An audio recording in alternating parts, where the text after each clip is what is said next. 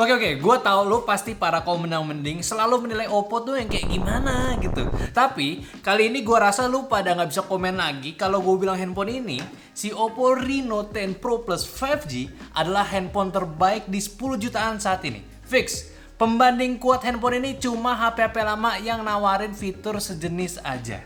Ya kalian bebas lah ya berbicara apa juga. Cuma memang untuk saat ini harga smartphone harga 10 jutaan atau gue boleh bilang ke atas ya, yang non flagship tahun ini pun ini terbatas banget. Saran gue sih kalau lo ke toko HP cobain handphone ini dan pegang handphonenya, experience sebentar terus cabut sebelum sales handphone menggenjutsu kalian. Ya kalau suka mau beli silakan juga sih, gue nggak ngelarang. Tapi ya gue larang deh. Kalau kalian mau beli mending pakai link di deskripsi aja, lumayan kan. Tapi sih kalau kalian heran dan bilang, lu tahu kan di HP Oppo tuh kayak gimana? Banyak loh yang lebih murah, yang lebih bagus juga. Ya gimana ya? Ya gini.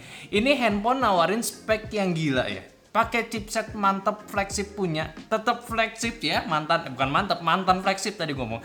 Mantan flagship tetap flagship, tetap kencang juga yaitu si Snapdragon 8 Plus Gen 1. Kameranya nggak cuma kamera biasa aja, pakai periskop, nggak ada kamera gimmick, kepake semua. Ya wajar sih harganya 10 juta kan. Tapi ultimate-nya lagi, ini semua didesain di smartphone yang tipis banget, cuma 8,3 mm doang. Itu pun tebelnya di sisi kamera bump-nya aja dan masih ada sistem pendingin vapor chamber. Wah lu sih kalau masih mendingin ya nggak tahu lagi gue mau gimana lagi. Itu pun belum kelar ya, fitur teknologi yang ada lagi yang nggak gue sebut ya masih ada di handphone ini. Tapi ya udah kita langsung aja hajar cek kameranya. Sebagus apa? Patut dikomplain kak? Atau periskopnya cuma gimmick aja nih? Ya kita lihat semuanya sekarang. Ya kalau dibilang gimmick sih enggak ya. Dari bentuk setup kamera udah jelas bentuk kotak artinya untuk periskopnya. Dan setupnya sendiri terdiri dari 3 kamera. Main cam 50 megapiksel IMX890 f1.8 OIS, periskopnya 64 megapiksel f2.5 OIS dan ultrawide-nya 8 megapiksel f2.2 dengan kurvatur di 112 derajat.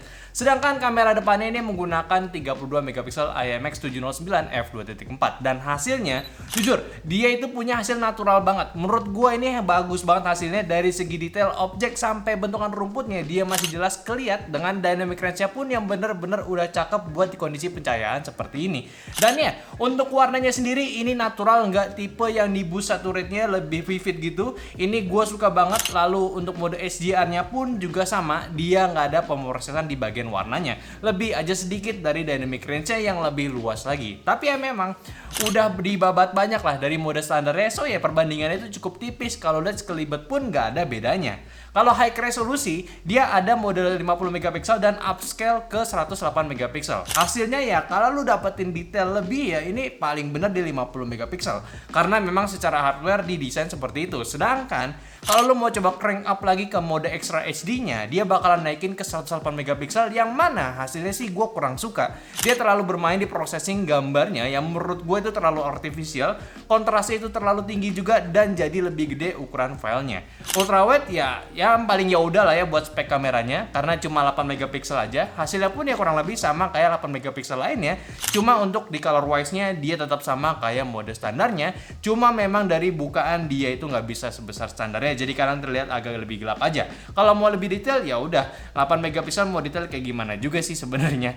Nah, sekarang yang jadi main course-nya ya yaitu si periskop 64 megapiksel plus OIS-nya. Dia ini bisa zoom dari 3 kali sampai 6 kali optikal dan digitalnya itu sampai 120 kali. Pengezooman hasilnya ya bagus dan jelas. Untuk hasil prosesnya itu yang mulai campur tangan komputasi banget itu ya start dari setelah 6 kali pengezooman yang digital ya. Tapi sih yang benar-benar kena proses smoothing itu dari 30 kali sih. Tapi nice job juga buat objek tulisan di 120 kali pun masih jelas gambar ya. Jadi nggak aneh-aneh, nggak macam-macam, ini gua suka.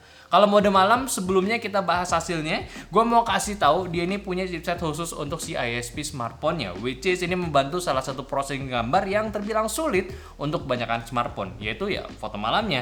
Ya mereka gunain juga sih sebenarnya buat foto standar. Jadi ya hasilnya di lensa utama itu udah standar fotonya ya udah bagus, kayak highlightnya nggak ke clipping, kalau objek lampu jelas terlihat juga dan detail pun masih terasa aman untuk area yang bener-bener minim cahaya. Sedangkan kalau kita aktifkan mode night mode-nya, dia preserve more detail ke fotonya yang lebih jelas, khususnya untuk objek yang serabutan seperti rumput. Namun untuk objek yang memang benar-benar gelap, dia nggak terbantu untuk ngangkat shadownya.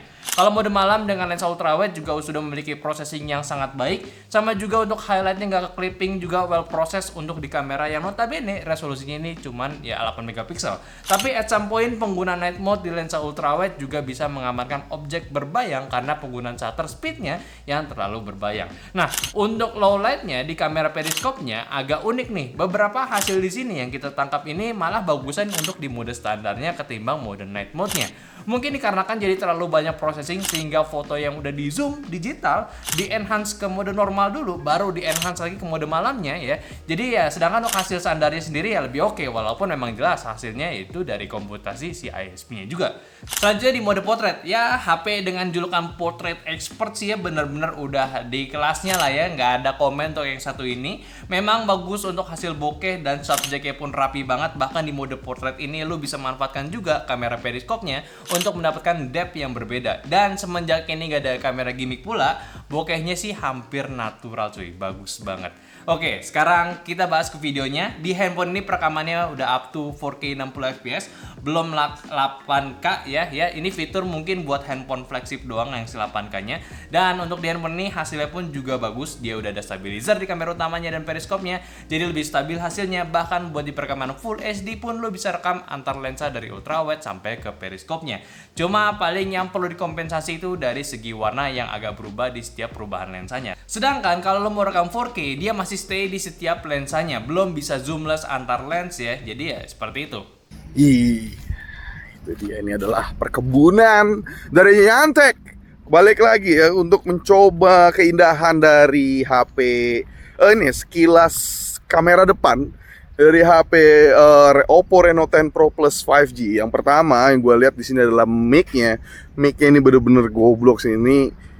Gue sampai lupa Reno itu tuh sebenarnya bukan seri flagship ya seri premium lah bisa dibilang lah.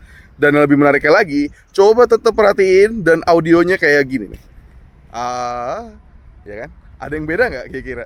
Ini lu dapat viewing angle yang lebih jauh ya. Terserah lu, misalnya lu kayak pengen berdua atau sendiri. Nah, ini bisa juga di zoom ke muka gitu ya.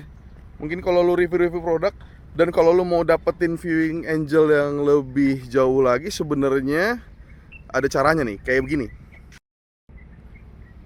Nah, kayak begini nih. Ini gue matiin stabilisasinya, cuman geter banget kan. Dan kalau lu mau coba ke ultra wide-in lagi, ini lebih jauh lagi kan. Nah, ini mungkin yang khusus yang pakai gimbal ya. Tapi ya udah karena gue nggak pakai, mungkin lebih sukaan yang biasa aja. Udah stabilisasi aja, Pak, nyalain aja. Udah ngapain sih repot banget ya? Ya kan? Ya kan? Mending gini loh, lu bisa lari-lari nih. Gitu, ini adalah rekaman dari Oppo Reno 10 Pro Plus 5G. Gimana menurut kalian? 8 plus Gen 1 ditaruh di HP yang 10 jutaan. Gue denger 10 jutaan ya harganya, karena saat ini di syuting gue nggak tahu harganya. Cuman gue sih sangat suka sih, luar biasa. Anyway, lu sadar nggak pas di video Gary barusan soal suaranya? Ya, oke, dia udah punya suara yang bagus mic-nya. Tapi pas si Gary berubah suara yang pas di mode ultrawide-nya, ya jadi ini kayak salah satu processing dari mode audio smart-nya. Jadi Oppo itu bisa menyesuaikan suara yang lebih baik lagi. So ya, kalau lu pakai mode ultrawide dan lu lagi buat video bareng teman-teman lu, suaranya itu nggak bakalan keramaian. Jadi bisa diatur lagi sama si handphone ya. Ini menarik. Jadi ya kameranya buat kelas handphone 10 juta ini udah mantep lah.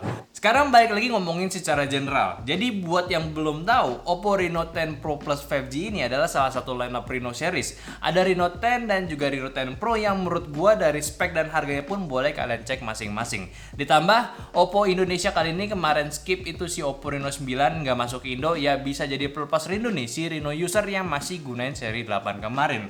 Memang kalau dari Reno 8 ini peningkatan signifikan dari beberapa aspek pun juga cukup jelas, terutama di bagian desainnya. Ini menjadi desain DNA Reno 10 series yang mengusung desain curve premium, tipis dan gak berat. Cuma setebal 8,3 mm doang untuk sisi tertebalnya dan bobotnya cuma di 193 gram doang. Plus dia curve punya jadi berasa lebih nyaman buat digenggamnya cuy. Tapi one of problem, tapi bukan menjadi sebuah problem juga ya. Jadi dia itu udah ada anti gores yang terpasang di handphonenya. Nah, kalau kalian pegang bare hand gitu tanpa case-nya, itu anti goresnya sebenarnya agak gesek-gesek ke tangan sih. Yang nggak terlalu masalah, cuma opsional aja kalau lo pengen yang lebih nyaman dan aman, tinggal pakein case-nya aja. Stylenya pun ya nggak ngejelek. Ini udah pakai premium, nggak kayak jelly case biasa. Sisi belakang berbahan kaca berlapis eksklusif Oppo Glow juga, jadi nggak gampang nempel fingerprintnya, serta ngasih estetik lebih premium yang nggak polosan aja. Serta ada pengaman Corning Gorilla Glass 5 juga, dan kamera BAM-nya pun dia udah sekarang punya desain yang match dan nggak kerasa aneh atau gimana. Berkelas punya lah. Nah, yang uniknya di sini gue baru sadar Oppo itu ngasih fitur IR Blaster ya, buat remote cuy. Kayaknya si Oppo ini udah mulai merambah luas di luar sana untuk di IoT-nya ya. Ya at least itu fitur yang unik sih. Anyway, juga buat warnanya sendiri Oppo ini bawa dua pilihan warna. Kayak yang gue pegang di sini itu adalah abu-abu metalik dan ada juga yang ungu berkilau. Kalau soal layar ini menarik juga di 6,74 inci curved display AMOLED dengan resolusi 1,5K. Ya nggak sebesar Full HD tapi tetap besar. Nggak sekedar Full HD tapi tetap besar. Tepatnya di 1240 x 2772 pixel. Lalu refresh rate-nya udah LTPS 120Hz variable refresh rate. Brightness-nya sampai 1400 peak-nya, HDR10 Plus serta udah dilapisi Asahi Glass AGC DT Star 2. Ya jujur aja sih, gua rasa ini resolusi yang menarik dibanding kita upscaling sampai ke 2K atau ke 4K karena banyak klaim itu boros baterai dan tidak terlalu terasa juga. Sedangkan di 1,5K ini bagusnya memberikan perbedaan antara standar Full HD biasa tanpa memakan banyak resource lainnya. Dan memang nyatanya puas juga saat gua coba layarnya ini ditambah settingan layarnya yang biasa ada pada handphone Oppo. Gue rasa ini nggak kalah menarik ketimbang handphone flagship lainnya. Tapi usungan resolusi 1,5K sih menurut gue ini ide yang bagus juga buat handphone kelas atas lainnya gitu ya. Sekarang buat spesifikasi. Oke, tadi udah gue mention dia ini pakai Snapdragon 8 Plus Gen 1. Chipset flagship terbaik tahun lalu, jauh dibanding 8 Gen 1. RAM dan storage ini didapat di 1225GB. Gede banget buat multitasking dan dia pun juga udah ngebawa ColorOS 13.1 dan Android 13 juga ke handphonenya, so ya udah terupdate semua. Tentunya bakalan dapat sistem update OS 2 kali dan juga security patch-nya selama 4 tahun seperti biasa. Dan jangan lupakan juga si Oppo punya 4 tahun fluency protection ya. Ya walaupun kalau spek kayak gini sih udah bakalan susah buat lemotnya, butuh lebih lama lagi biar lemot. Tapi ya kita cek dulu lah dari benchmarknya. Oke, pertama kita lihat dulu dari Antutunya di versi 10 ini. Kita tes udah 2 kali di mode standar dan mode performance-nya. Hasilnya oke lah. Di V10 memang ada peningkatan skor cuma saat kita gunakan di mode performance-nya. Itu bisa ningkatin skor hampir 100.000 dengan total skor di 1,3 jutaan dan itu pun gak cuma sekedar naikin dari UX-nya aja.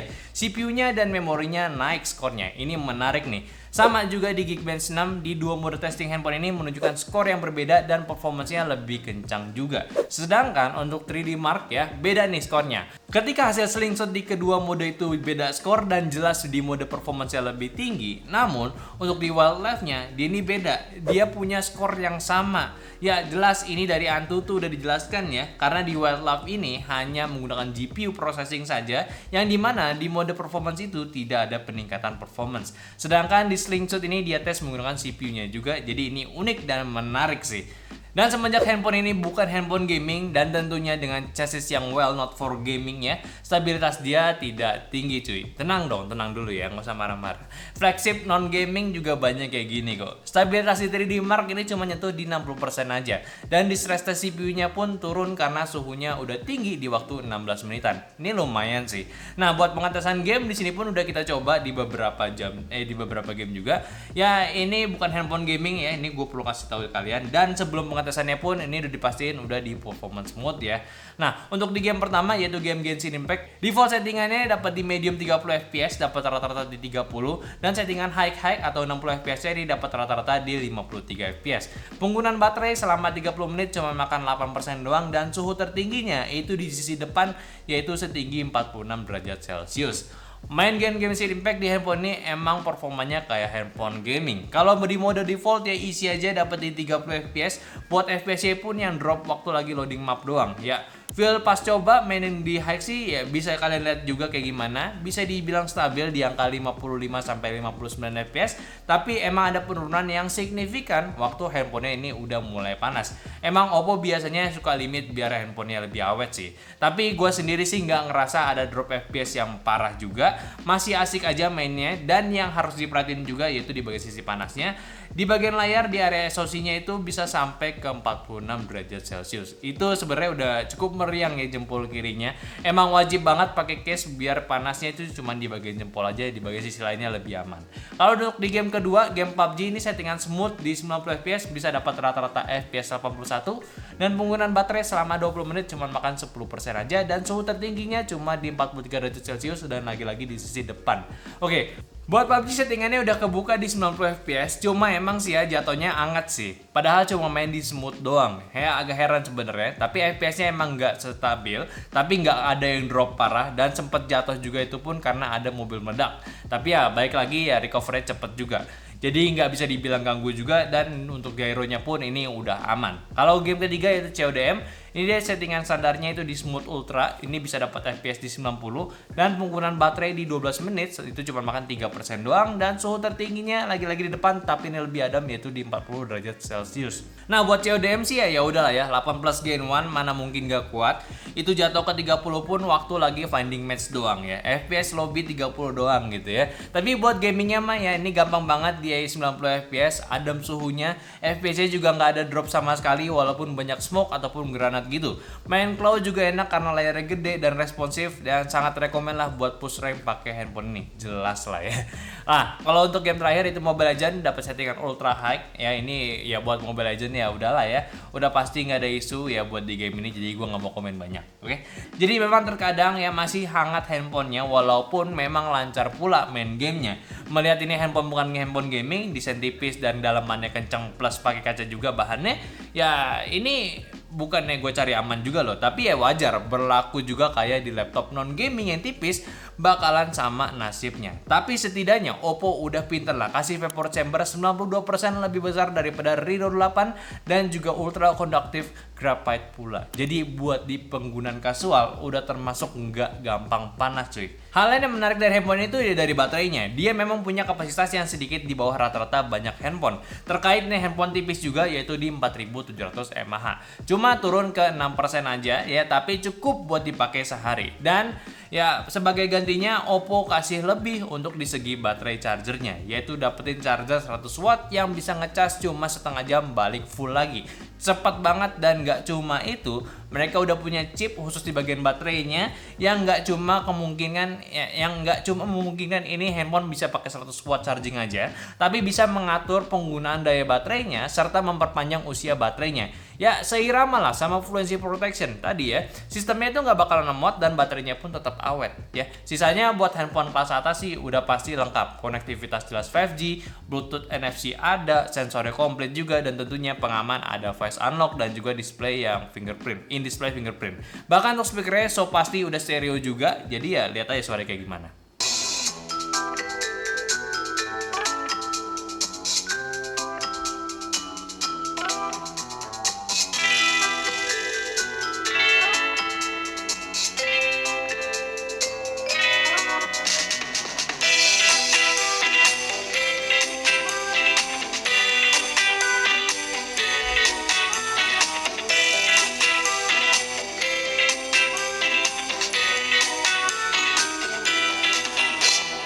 So langsung aja ke kesimpulannya. Yang jelas handphone ini udah menawarkan banyak fitur yang menurut gua ini sangat-sangat menarik di harganya. Memang kalau kita bandingin dari price to performance-nya, harusnya si handphone 8 Plus Gen 1 itu udah di bawah 10 juta. Tapi kalau kita bandingkan untuk di price to performance, fitur, desain, atau kata lainnya secara overall ya, dengan kondisi smartphone kelas atas yang masih jarang di tahun ini ya, jadi komparasi handphone dikasih ini pun sangat-sangat sulit, dan Oppo keluarin handphone ini.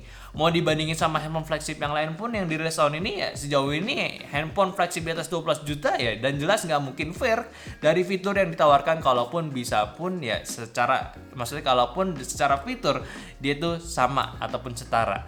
Ada handphone gaming tapi jelas itu handphone gaming, nggak mungkin dibandingin sama handphone ini. Ya udahlah, udah jelas banget si Oppo ini take place untuk sebuah handphone premium untuk di kalangannya mereka. Banyak loh pengguna Reno secara global yang klaim yang gua lihat di peluncuran Malaysia kemarin itu ada 67 juta user Reno di secara global, dan di Malaysia sendiri itu udah hampir 1 juta produk Reno kejual di Malaysia. Gimana di Indonesia nih? Apakah ramai juga ya? Tapi handphone sendiri menurut gue ini sangat-sangat menarik ya. Once again, yang terlihat seperti dibayar ya, dan gue harus kutip ini terus, kebanyakan ya handphone Oppo itu memang perlu dicoba baru bisa dirasain menariknya si handphonenya. Kayak gue perlu menurunkan si idealis gue, yaitu price to performance itu nomor 1 untuk brand. Tapi ya untuk salah satu brand ini ya, seriusan ini ya, khusus handphone ini gue rasa ini punya kamera yang perlu cobain. Kayak lu bisa lebih profesional untuk foto-foto dengan handphone ini. Kayak lensa telefotonya juga punya tingkat processing yang bagus, hasilnya pula menarik ya, sangat sedikit minus untuk di sektor ini. Maksud gue lagi, di sektor ini bener-bener lu nggak perlu pusingin lagi dari handphonenya yang punya hasil yang bagus atau enggak. Kayak Oppo udah maksimal lah gitu ya,